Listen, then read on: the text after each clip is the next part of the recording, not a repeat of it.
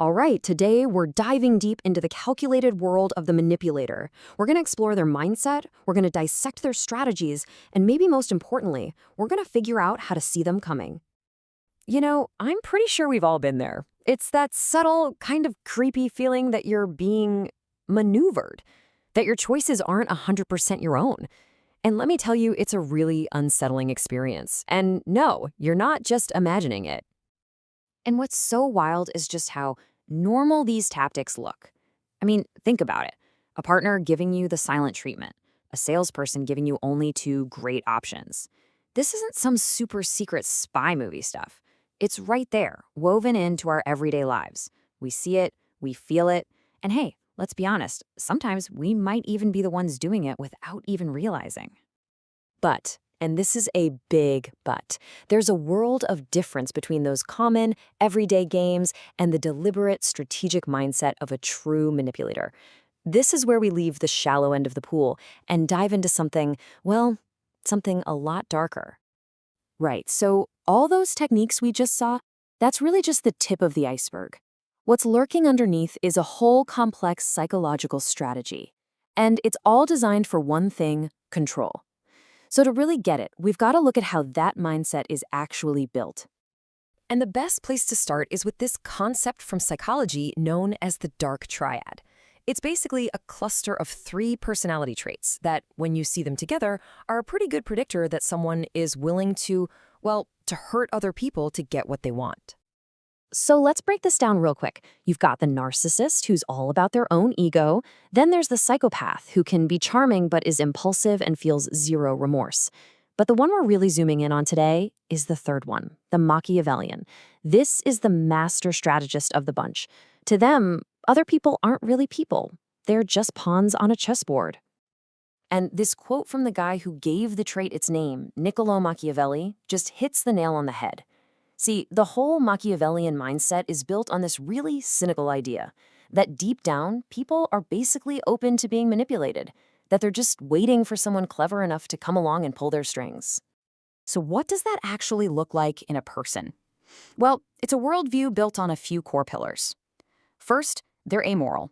To them, the ends always justify the means. Rules are for other people. Second, they're deeply cynical. They assume everyone else is just out for themselves, so they have to strike first. And the real kicker? This detached coldness, a total lack of empathy, that's their superpower, really. It lets them make these incredibly calculated moves without messy things like feelings getting in the way. Okay, so we've got the mindset down. Now for the really interesting part. What's in their playbook? What are the actual moves they make to control a situation? This right here, this is their toolbox. And it is an absolute masterclass in subtle psychological warfare. You'll notice a pattern, right? It's not about brute force. It's all about controlling the narrative and, more importantly, controlling your emotions. They'll control what you know with things like lying by omission, telling the truth, just not the whole truth. But where they really get you is with your feelings. Guilt tripping, shaming. It's all designed to make you anxious and doubt yourself. And then come the heavy hitters. Vilification, where they expertly flip the script to make you look like the bad guy. And of course, playing the victim, faking their own suffering to totally disarm you and seize control. It's a full-on assault on your perception of reality. Knowing the playbook is one thing, but how do you spot these plays in real time? How can you actually tell when you're being deceived? Well, this is where things get really interesting, because the answer is probably not what you think. Come on, we've all heard this a million times, right? To spot a liar, you gotta look at their body language. Look for the fidgeting, the darting eyes, the nervous sweat. We've basically been trained to think the body can't lie. Yeah, about that. It's almost entirely wrong. The research is super clear on this. There is no universal tell, no Pinocchio's nose that works for everyone in every situation. Trying to find one is honestly just a waste of time. So here's the big shift you need to make. Stop looking and start listening. Forget the twitchy eye contact. Focus on their words. See, here's the thing. Lying is hard work for your brain. You have to invent a whole separate reality, and that takes a ton of mental energy. That effort doesn't show up in a twitch. It shows up in their story.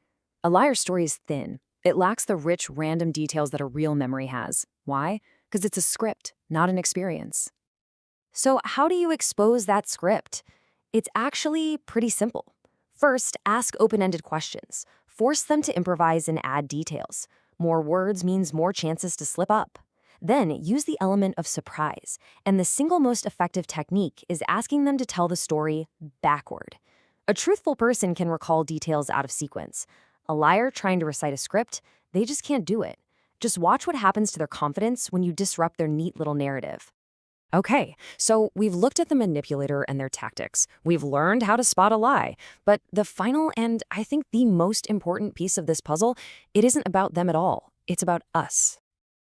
Even someone like Benjamin Franklin, one of the great strategic thinkers, understood this. He knew that being absolutely certain you're right is a trap. The moment you believe you have all the answers, the moment you shut yourself off to the idea of being wrong, you become rigid. And a rigid target is an easy target. And that brings us to the ultimate takeaway here. The biggest vulnerability we have to manipulation isn't our kindness or our trust. It's our pride. It's our own self-deception, that desperate need to believe that we're too smart to be fooled. That's what makes us the perfect mark.